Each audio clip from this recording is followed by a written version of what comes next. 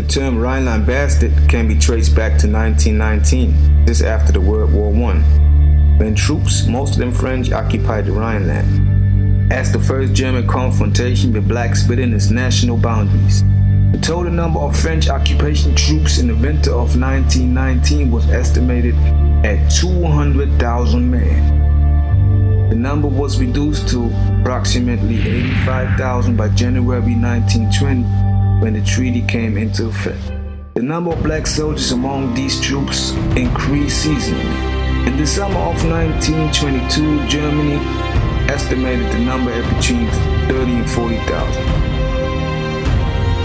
These black troops were mustered from France, colonial holdings in Algeria, Morocco, Tunisia, Madagascar, Senegal, and overseas departments in French Guiana, South America, Martinique, and Guadeloupe. The post-World War I military occupation of Germany lasted from 1919 to 1930. Exactly how long the black troops remained is unclear. In the name of racial purification, the Nazis forcibly sterilized close to 1,000 ethnically and racially mixed children in 1937. The fathers of these children, black African, Arab, and some Vietnamese colony soldiers in the French army, belonged to Allied forces occupying sections of Western Germany along the Rhine River after World War I. The Gestapo coordinated the secret illegal action. The police drafted public health officials and academic experts to locate the children, examine them from their racial background, and hand them over in designated hospitals. So-called Sonderkommission 3 from the Prince Albertstrasse, the headquarters of the state police of Gestapo in Berlin, received the order to sterilize all children of French and American occupying soldiers from the time of the Rhineland occupation they had with German, so-called Rhineland crossbreeds. The sterilization program of blacks was instituted by Germany's most senior Nazi genetics, Dr. Eugene Fischer, who developed his racial theories in Germany and Southwest Africa long before World War I. Fischer claimed that there were genetic dangers arising from race mixing between German colonists and African women. The thing is that it was a far dangerous group of individuals to the German elite. These groups of children became known as the Rhineland bastards. During the early part of 1933 to 1945, the estimate figure of 20,000 to 50,000 Africans that lived in Germany. The black troops used in the French occupation of the Rhineland represented the first large-scale black presence in Germany. Until the Rhineland occupation, direct contact between Germans and blacks had for the most part been restricted to German colonial territories on the African continent and to individual black immigrants to Germany. As Germany's first domestic encounter with the substantial black population, the Rhineland occupation also holds symbolic importance. The occupation itself had been regarded as a national disgrace by Germans across the political spectrum, and there was a widespread tendency to consider all forms of collaboration with the occupiers as moral, if not legal treason.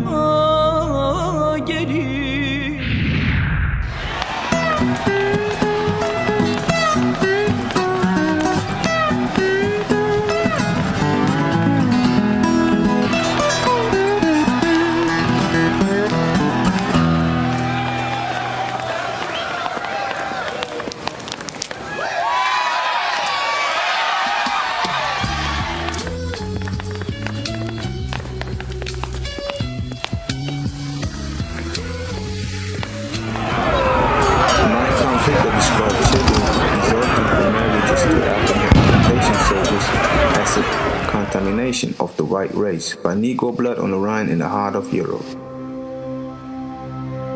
The images of blacks and Africans used in this period to represent the threat posed by the black occupation troops during the post-World War I Rhineland campaign did not originate in the Weimar Republic.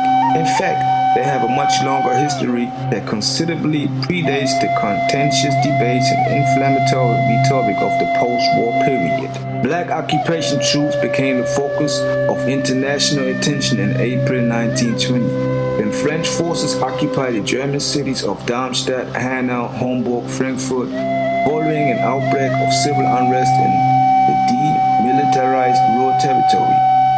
France recruitment of approximately 190,000 African soldiers before and during World War I was motivated by strategic military consideration. Resonant echoes. Our youth and the fights in the Rhineland are being disgraced, our people polluted, the dignity of Germans and the white race trembled. An English journalist called this a well-considered political strategy. Should our people in the Rhineland have to stomach this disgrace of the honor and dignity of the German people and the white race? These would be the same Africans and their children, however, that suffered the same fate alongside the Jews in concentration camps inside Germany, along with the homosexuals and gypsies as well. It is seriously neglected history as to the fates of many Africans and African Americans who died in the concentration camps, who were soldiers of the US and abroad. During World War II, different black men became a POW from America, as well as African descent men from Senegal and colonized French countries. They were sent to the concentration camps and fell under the same treatment as the Jews, which included being gassed and experimented.